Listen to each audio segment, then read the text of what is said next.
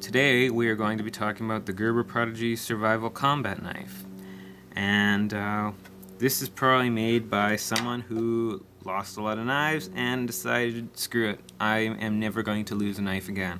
So, I'll just get right into the review, I guess. Here we have this sheath. I don't know how to describe this exactly. It's almost a rubber, but it feels very, very, it's very stiff, so it's not exactly, I guess, just rubber. I'm not too sure, but it's nice because it's quiet, it's silent. You can't hear it if it was like plastic, like kind of like the Gerber Guardian backup plastic. It's not that. This is nice and silent. You can flick it and it's pretty quiet. Got ballistic nylon right here, leg strips ballistic nylon. You got molly right here, so you can attach it to your vest or backpack if it has it, whatever. It attaches to molly. You got a nice belt right there, pistol belt. Look at my SOG Fusion review if you want to see a pistol belt or utility belt, whatever it's called, doesn't really matter. I actually really like this because it fits well on the pistol belt, and I like this too, the leg strap. Doesn't look like too much, but it makes a big difference actually, because if you have it on your belt, it can still go up and down like that, but once you put it on your leg and you tighten it up enough, it's not going to make that sound, it's not going to go anywhere, and it stays in spot. I actually had this attached to my vest. I took it off for this review. Maybe I'll talk about my whole vest loadout some other time, but that's not important right now. Knife. Let's see, there's not too much else about it. Oh, here we have these two Velcro straps. This is to hold the, I guess, the plastic to the nylon here. I've got two metal bolts in the back there, which I thought was interesting. First time I've ever seen that, but if you want to get this whole plastic cover off there, you're gonna have to unscrew those bolts.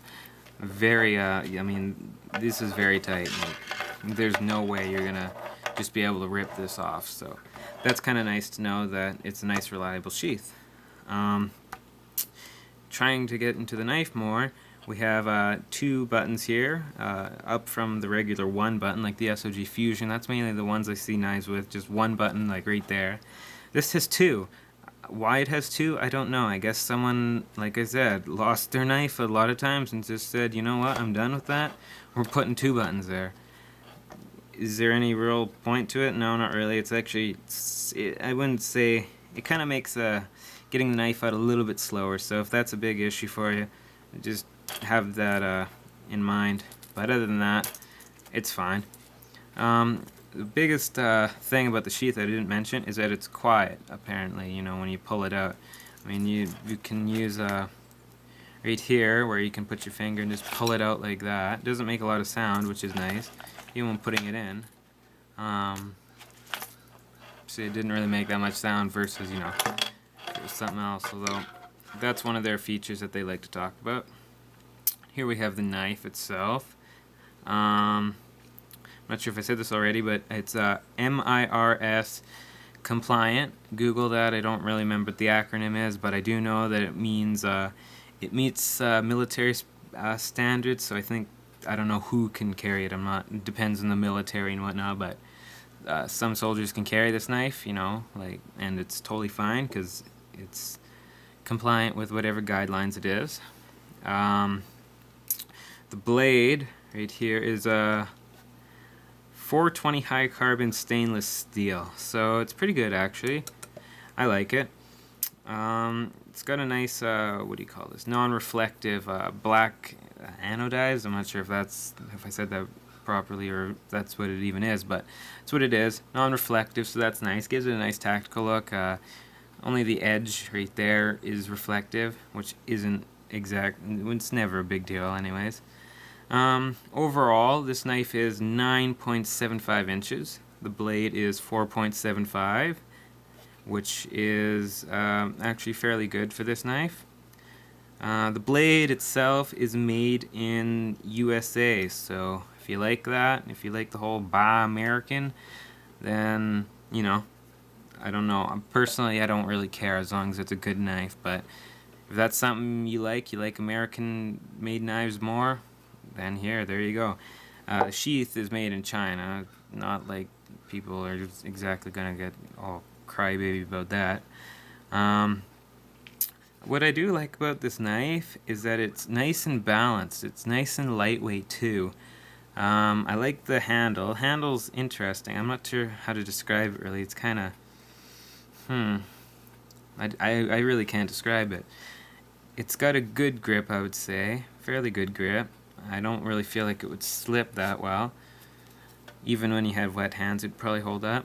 I like the little guards there, as you can see. There, you can put your thumb there. It really locks in. It's not going to go anywhere. It's not metal, I don't believe. It could be metal, actually. Yeah, I think that's actually metal, so that's good. Metal of some sort. Yeah, and you got a bottom right there, so good grip on there. You're probably not going to lose this. Right here, I thought this was very interesting. It's a glass breaker.